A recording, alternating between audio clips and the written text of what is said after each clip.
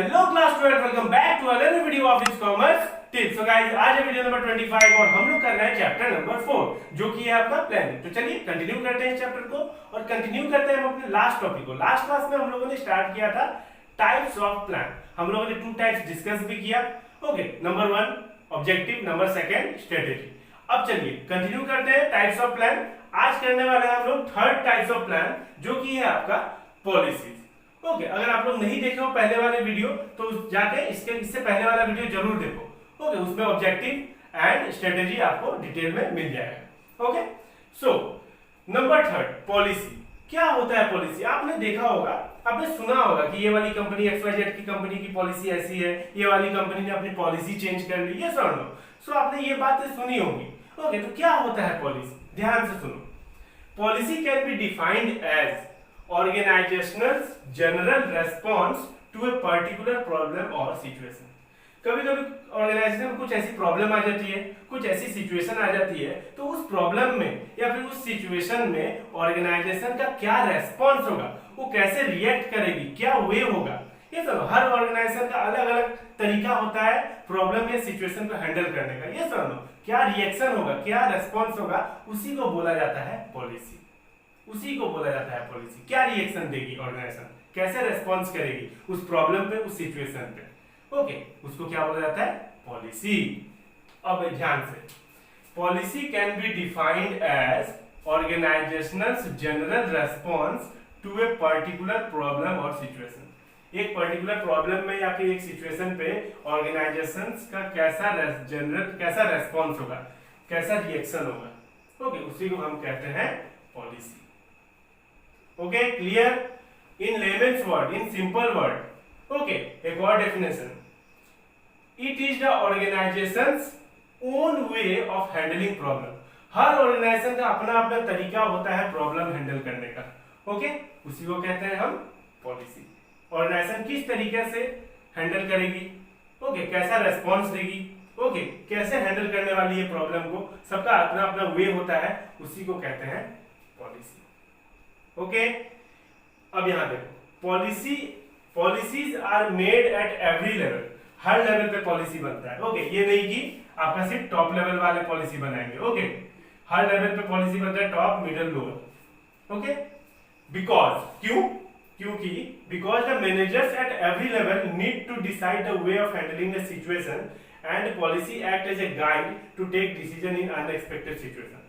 क्योंकि हर लेवल पे सिचुएशन अलग अलग होता है, हर लेवल पे सिचुएशन या प्रॉब्लम अलग अलग प्रॉब्लम आती है, अलग अलग सिचुएशन आती है, तो हर लेवल पे अलग अलग पॉलिसी बनेगी। ओके, इससे क्या होगा, इससे मैनेजर्स को सिचुएशन को हैंडल करने के लिए आसानी हो जाएगी। Okay, and policy act as a guide, और पॉलिसी गाइडलाइन है, एक गाइड है। ओके, रास्ता दिखाएगी कि ऐसे सिचुएशन में, ऐसे अनएक्सपेक्टेड सिचुएशन में कैसे डिसीजन लिया जाए। ओके, तो वही लिखा हुआ है कि policies are made at every level. सबसे पहली बात, हर लेवल पे बनती है बिकॉज, ये वर्ड देखो, because managers at every level need to decide the वे।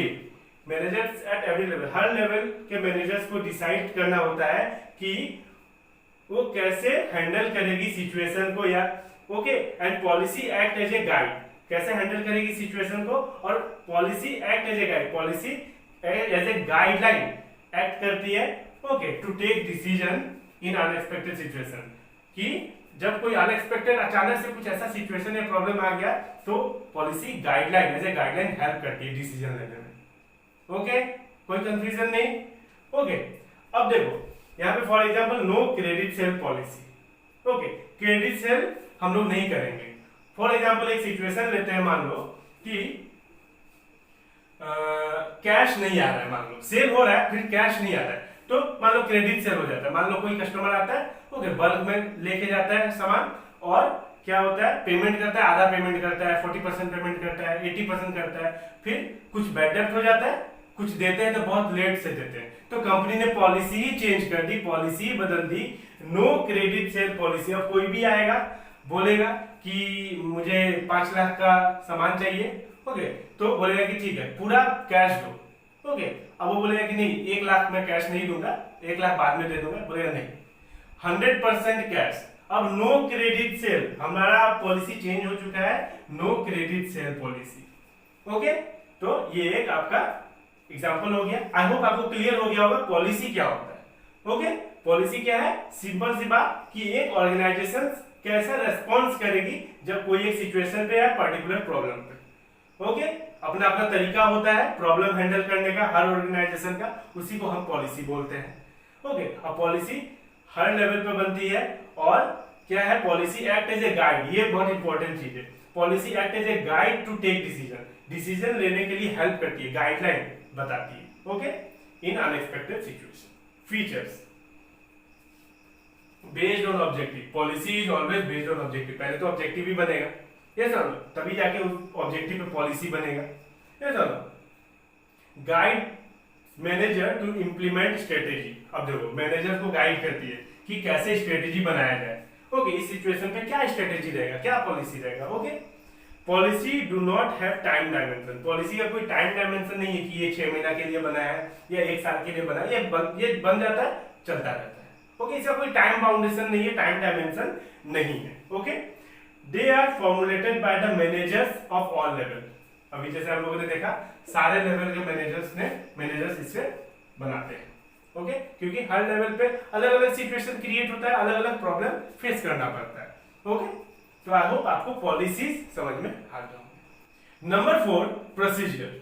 अब प्रोसीजर क्या होता है, A procedure is a chronological sequence of various steps to be taken in order to perform an activity in an efficient manner.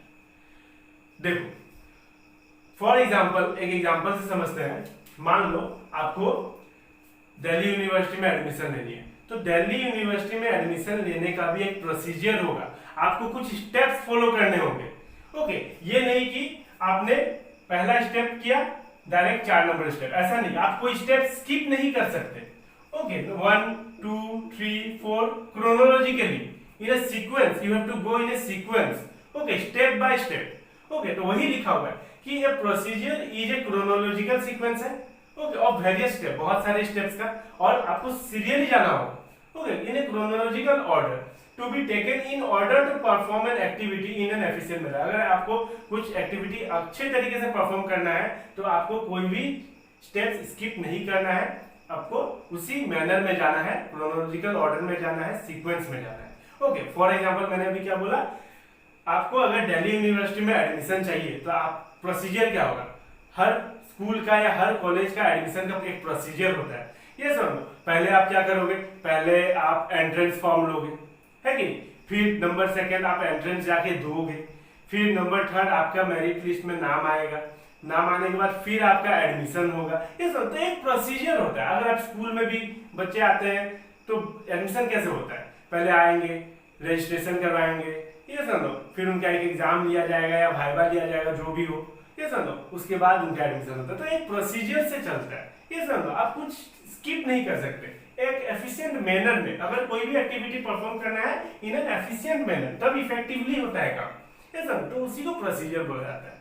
Okay, समझ में आया? तो a procedure is a chronological sequence of various steps to be taken in order to perform an activity in an efficient manner. Okay, for example the procedure of admission in a particular school. Okay, features, sequence of steps to carry on different activity. Okay, अलग अलग activity को करने के लिए अलग अलग steps हैं।